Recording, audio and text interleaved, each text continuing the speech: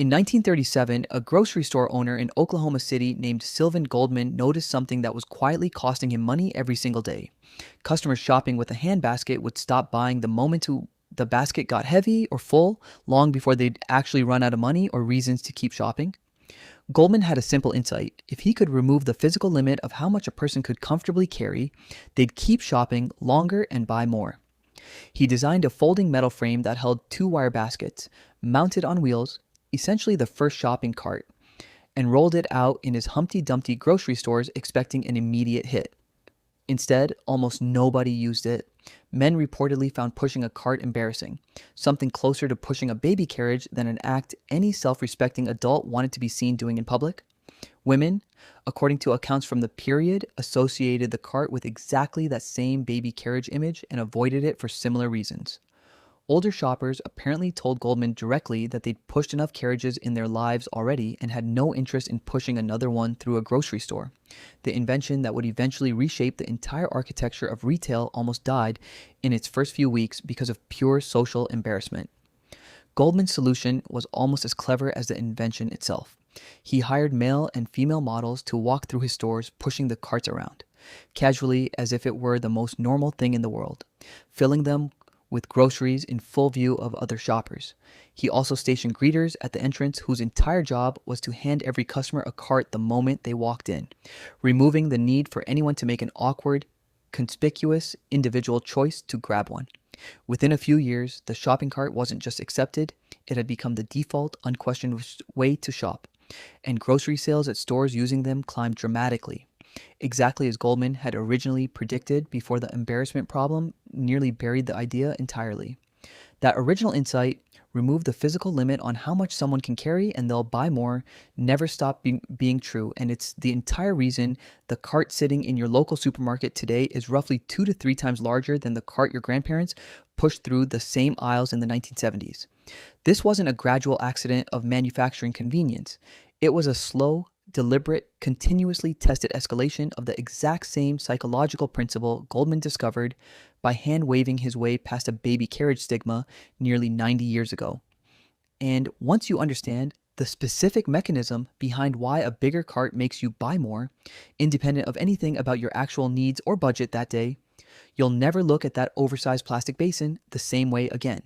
My name is Alex, and I spend a strange amount of time reading retail design research and consumer psychology studies, because it turns out the shopping cart, something so mundane most people have never consciously thought about it for more than 5 seconds in their entire lives, is one of the most carefully engineered pieces of behavioral influence in all of retail, refined continuously for nearly a century to separate you from more of your money without you ever noticing it's happening. Here's what we're covering today. The specific psychological mechanism, studied directly by retail researchers, explaining why a bigger cart really does make you buy more, independent of your actual shopping needs. The documented decades-long trend of cart size steadily increasing across the grocery and retail industry, and the real economic calculation retailers run to justify the cost of larger carts.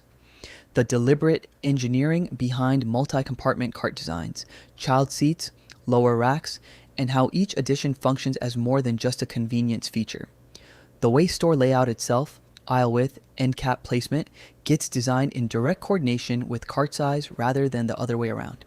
And the segmented strategy modern retailers use, offering multiple cart and basket sizes specifically calibrated to capture different types of shopping trips as effectively as possible.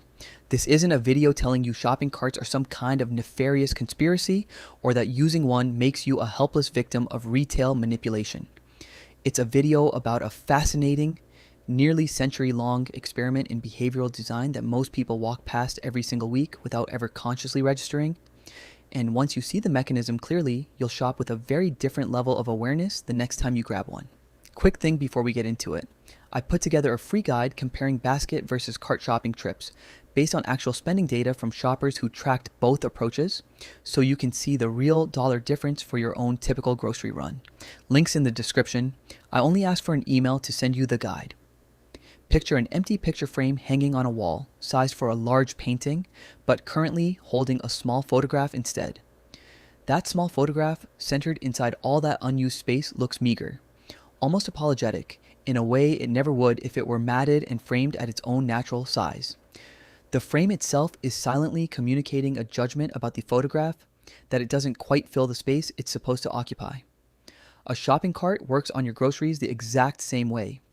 A week's worth of food for a single person, spread across the bottom of a massive cart built to comfortably hold groceries for a family of 5, looks and feels sparse, incomplete, almost embarrassing in its emptiness, triggering a subtle, largely unconscious urge to add more simply to make the cart look and feel appropriately full, the same instinct that would make you want to reframe that small photograph rather than leave it looking lost inside oversized borders.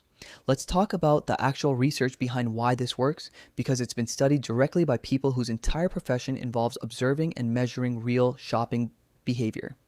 Retail anthropologist Paco Underhill, whose consulting firm Envirocell has spent decades conducting detailed observational research inside actual stores, tracking real shoppers frame by frame through video analysis, has written extensively about cart size as one of the most reliable, most consistently effective levers retailers have for increasing basket size.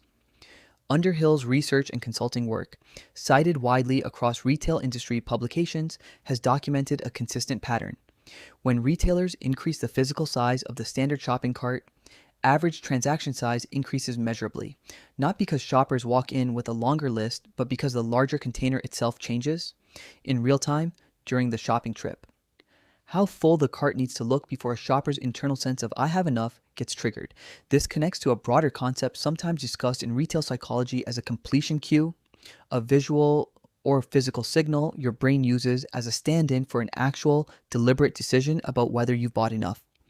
Very few shoppers walk through a grocery store consciously tallying a running total against a fixed budget number in their head with real precision. That kind of sustained, effortful mental arithmetic while also comparing prices, checking labels, and navigating aisles is cognitively demanding in a way most people don't sustain for a 45-minute shopping trip. Instead, a much faster, more automatic heuristic takes over. Does the cart look reasonably full? Does it feel like enough? And a cart that's been deliberately engineered to be considerably larger than what an average trip actually requires simply takes more items and more dollars to trigger that same automatic feeling of sufficiency. Let's talk about the actual size escalation, because the numbers here are more dramatic than most people would guess without seeing them laid out directly. Retail trade publications and consumer advocacy reporting have documented that standard grocery cart capacity has expanded substantially since the mid-20th century, with many accounts describing today's standard cart as holding roughly 2 to 3 times the volume of carts common in the 1970s, even as average household size in most developed countries has shrunk over that same period, meaning the average shopper today is pushing a considerably larger container to feed a considerably smaller household than the shopper of 2 generations ago. This divergence isn't a coincidence or a byproduct of manufacturing efficiency. Cart manufacturers and retail chains have openly discussed in industry trade coverage over the years the direct relationship between cart size and basket size as a primary driver behind these design decisions, treating cart capacity as a genuine, ongoing lever to pull rather than a fixed, practical necessity determined purely by what a reasonable shopping trip requires. Let's talk about the multi-compartment design, because the modern shopping cart has evolved well beyond a single large basin into something considerably more elaborate, and each addition serves a purpose beyond simple convenience. The child seat, typically built into the front of the cart with a small tray and safety strap, solves a genuine practical problem for parents shopping with young children, but it also adds a small, separate compartment that shoppers frequently use for additional items once the child either isn't present or has finished occupying the seat, functionally expanding total cart capacity even when nominally reserved for a completely different purpose. The lower rack, a wire shelf running beneath the main basin close to the wheels, originally designed to hold bulky items like large beverage cases or bagged items too heavy or awkward to lift into the main basket, has become, in practice, an additional zone shoppers fill readily, particularly with heavier, lower margin bulk items that might otherwise feel like they were crowding out the main basket's visual sense of fullness if placed up top. Each of these additions, while real and useful on a practical level, also functions as one more surface for the completion cue described earlier to apply to One more space that needs to look reasonably filled before the shopping trip feels finished, meaning the total psychological fullness a shopper needs to achieve, has expanded right alongside the cart's actual physical capacity. Let's talk about store layout. Because cart size doesn't exist in isolation, it's designed in direct coordination with the physical space the cart moves through, and that coordination itself shapes shopping behavior in ways separate from the cart's capacity alone. Aisle widths in most modern supermarkets are calculated to accommodate the current standard cart size comfortably, with enough additional clearance for two carts to pass each other without difficulty, a dimension that has expanded over the decades in direct proportion to cart size itself. Wider aisles, beyond simply accommodating bigger carts, also change the pacing and visual experience of shopping. A wider aisle allows for taller, more elaborate end cap displays at the end of each row without creating a feeling of a cramped bottleneck, and retail design research has consistently found that end cap displays, the promotional shelving positioned at the end of each aisle, disproportionately drive impulse purchases compared to identical products placed in the middle of a regular aisle shelf, meaning the same architectural expansion that accommodates a larger cart also simultaneously creates more effective real estate for the kind of impulse-driven promotional displays that benefit directly from a shopper having more visible, uncommitted space left in that oversized cart to fill. One quieter piece of cart engineering deserves mention here because it operates on a completely different sense than sight: the wheels themselves. Early shopping carts, including Goldman's original design, were notably clunky and difficult to maneuver. And cart manufacturers have spent decades since refining wheel design, bearing quality and frame balance to make a heavily loaded cart feel as close as possible in terms of physical effort to an empty one. This matters directly to the completion queue mechanism, covered earlier, because physical effort is itself a natural, honest signal. A cart that gets noticeably harder to push as it fills up would provide exactly the kind of direct bodily feedback that a handbasket's growing weight provides. A built-in brake on continued adding that has nothing to do with a visual assessment of fullness at all. Smooth rolling, low-friction wheels remove that feedback channel almost entirely, meaning a cart loaded with $60 of groceries can feel, in terms of the physical effort required to push it, almost identical to one loaded with $15 worth, leaving the visual completion queue as nearly the only signal left operating, since the physical one has been engineered out of the experience as thoroughly as the manufacturing technology allows. Modern retail has begun layering an entirely new mechanism on top of all of this: the smart cart, equipped with a built-in screen, barcode scanner, and sometimes a running real-time tally of the total cost of items placed inside as you shop. On the surface, this looks like exactly the kind of tool that should counteract everything covered so far. A visible, constantly updating dollar total is about as close as retail technology has come to solving the mental arithmetic problem that makes shoppers rely on the visual fullness heuristic in the first place. Early data and retailer commentary on these systems has been mixed on this exact point. Some shoppers report the running total actually helps them stay within a budget in a way traditional carts never could, while others have described the running total triggering the opposite reaction, treating a lower than expected total as unexpected room to add more, converting what was designed as a discipline tool into simply a more precise, more granular version of the same completion queue, now expressed in dollars rather than visual fullness, but still functioning as a target to fill rather than a limit to respect. Let me walk through a concrete scenario, because seeing how cart size actually shapes a real shopping trip clarifies the mechanism better than discussing it abstractly.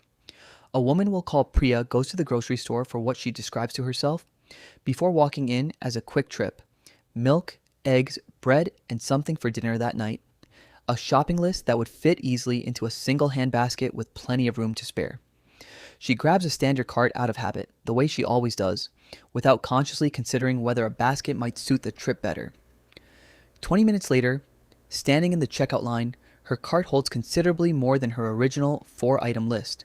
A few extra snacks she noticed on an end cap display, a package of paper towels she remembered she was running low on, a rotisserie chicken that looked appealing walking past a deli counter, none of it unreasonable or impulsive in isolation, but collectively adding up to nearly 3 times her original planned purchase.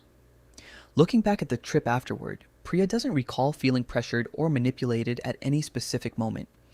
Each individual addition felt like a small, reasonable decision made in isolation, but the cumulative effect, driven in part by a half-empty cart that subtly signaled room for more throughout the entire trip, left her with a bill considerably larger than the quick, simple errand she'd walked in intending to run. Now, compare that to a different shopper, a man we'll call Desmond, who has developed a specific, deliberate habit around exactly this dynamic. Before entering any grocery store, Desmond makes a quick, conscious assessment of his actual shopping list, and for anything under roughly 10 items, he deliberately grabs a handbasket instead of a cart, even when a cart is sitting right there and would require no more physical effort to use. He's noticed over years of shopping this way that a handbasket creates a natural, physical limit that a cart simply doesn't. Once a basket starts feeling heavy or visually full, that discomfort itself functions as an honest, unmediated signal to stop adding items. Precisely the kind of direct physical feedback a cart's much larger capacity is built to remove. On the rare occasions, Desmond actually needs a full cart's worth of groceries. A larger, planned shopping trip rather than a quick top-up run, he uses one deliberately, but he's found that defaulting to a basket for smaller trips consistently keeps his spending closer to his actual planned list, a pattern he's confirmed by comparing his own receipts across basket trips versus cart trips over an extended period, finding a measurably higher average spend on cart trips even when the original shopping list going in was comparably short. There's a third perspective worth adding, from someone who worked inside the retail design process itself rather than as a shopper navigating it. A man we'll call Aaron spent several years as a store operations consultant, advising grocery chains on layout and fixture decisions, including cart sizing, before leaving the industry. And he's discussed candidly, in a professional interview after his career transition, how explicitly cart capacity gets treated as a testable, optimizable variable rather than a fixed practical necessity. He describes specific pilot programs where a chain would test two cart sizes across comparable store locations over a defined period, tracking average transaction value, total revenue per square foot, and even secondary metrics like time spent in store, before making a chain-wide decision about which cart size to standardize on. He noted that the internal conversation was never framed in customer hostile terms. Nobody discussed the goal as manipulating shoppers. It was consistently framed in the neutral, technical language of conversion optimization and basket size maximization, the same vocabulary used for shelf placement, lighting, and pricing decisions, treating cart dimensions as simply one more lever in a much larger, continuously tested system, rather than a decision carrying any special ethical weight distinct from the rest of the store's design. Aaron also described a specific internal tension he witnessed repeatedly between the merchandising team, who consistently pushed for larger cart capacity based on the basket size data, and the store operations team, who had to account for the corral space, replacement cost, and maneuverability complaints that came with each size increase, particularly from older shoppers and those navigating tighter urban store locations where aisle space was already constrained. He noted that the merchandising argument won more often than not over the years he worked in the industry, largely because the revenue case was so much easier to quantify precisely than the harder to measure cost of shopper frustration or the occasional customer who simply avoided a store because the carts felt unwieldy, a pattern he suspected was quietly shaping retail environments everywhere in ways most shoppers never had any visibility into at all. Let's talk about the segmented strategy retailers have developed more recently, because the story doesn't end with carts simply growing larger and larger indefinitely. Modern stores have instead moved toward offering multiple distinct options simultaneously. Standard large carts, smaller express carts marketed for quick trips, and traditional hand baskets, all available at the entrance at the same time. This reflects a more sophisticated understanding of the underlying psychology than simply maximizing cart size across the board. Because an oversized cart, while effective at increasing spend during a genuine full shopping trip, can actually feel intimidating or excessive for a shopper who knows, walking in, that they only need a handful of items, potentially pushing that shopper toward a competitor or a smaller format store instead, if the only option available feels mismatched to their actual need. By offering a full range of cart and basket sizes, retailers can capture the basket inflation benefit from shoppers on larger trips while still comfortably accommodating and not discouraging, the quick, small basket shopper, essentially segmenting the completion queue mechanism to match whichever container a given shopper naturally reaches for based on their own self assessment of trip size, then letting that specific container's capacity do the rest of the psychological work from there. Let's talk about a useful cross-cultural comparison, because the American emphasis on ever larger carts isn't universal, and looking at where it differs reveals something about the underlying logic. Grocery formats in many European countries have historically favored smaller store footprints, more frequent shopping trips, and correspondingly smaller cart or basket-based shopping norms. A difference retail analysts have attributed to a combination of factors: smaller average household sizes in some markets, different cultural norms around fresh, frequent grocery purchasing rather than large, weekly stock-up trips, and generally smaller store and cart footprints tied to more compact urban retail real estate. This isn't evidence that the psychological mechanism covered throughout this video doesn't apply outside the American retail context. It very likely does. But it does show that cart size and shopping frequency function as an interconnected system, a retail culture built around frequent. Smaller trips has less structural incentive to push cart capacity as aggressively as one built around large, infrequent stock-up trips, because the completion queue effect only matters as much as the size of the trip it's being applied to in the first place.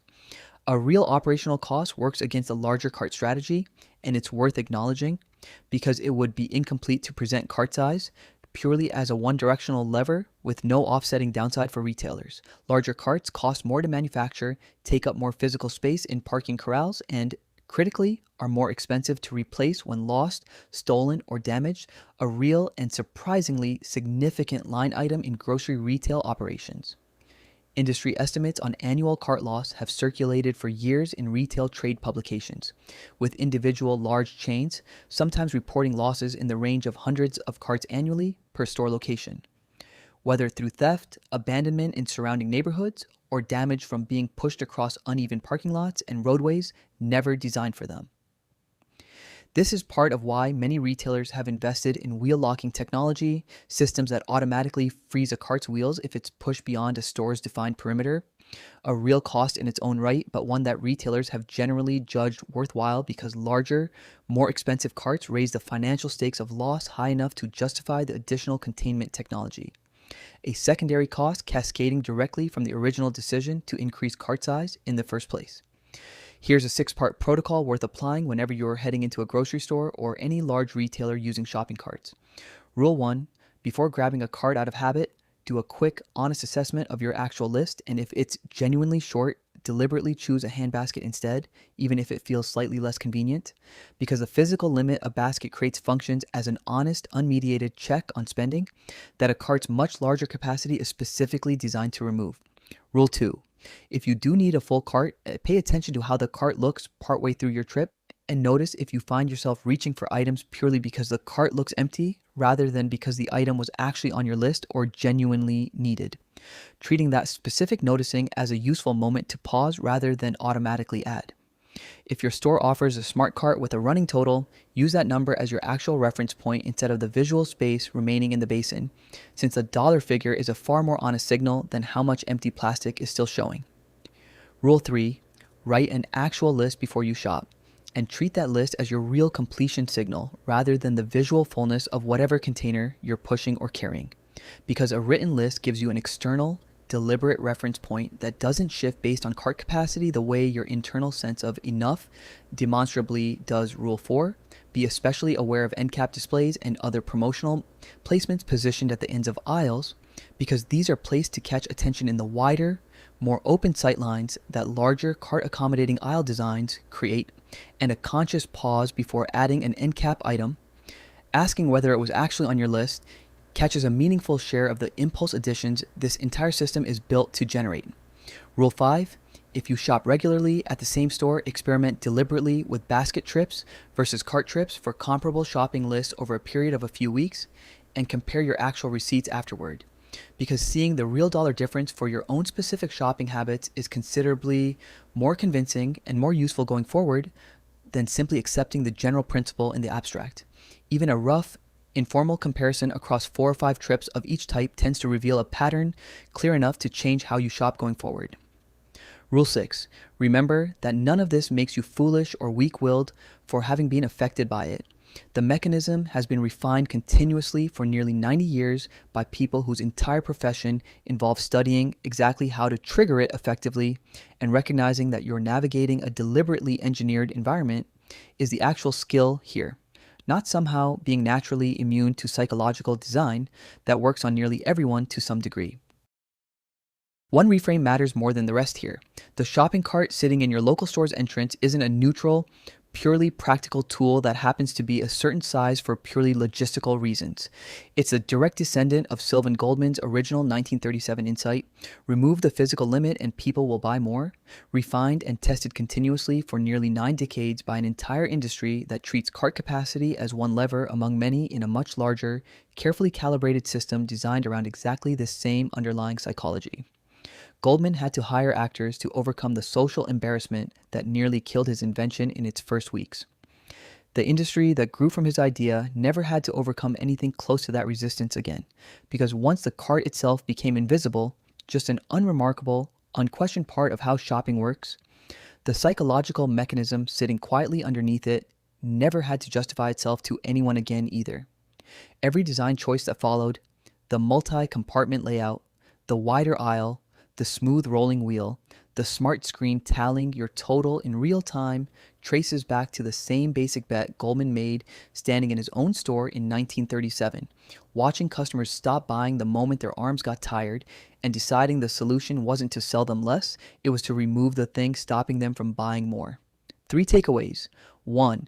Cart size functions as a completion queue, a physical stand-in for the deliberate mental effort of tracking spending, meaning a larger cart genuinely requires more items before your brain registers the shopping trip as sufficiently complete, independent of your actual budget or needs that day.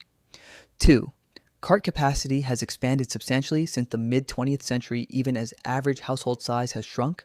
A divergence retail chains have openly connected to basket size research rather than any purely practical necessity, treating cart dimensions as a continuously tested lever for increasing average transaction value, refined further over the decades through low-friction wheel engineering, and, more recently, real-time smart cart displays that layer an additional dollar-based version of the same completion queue on top of the original visual one.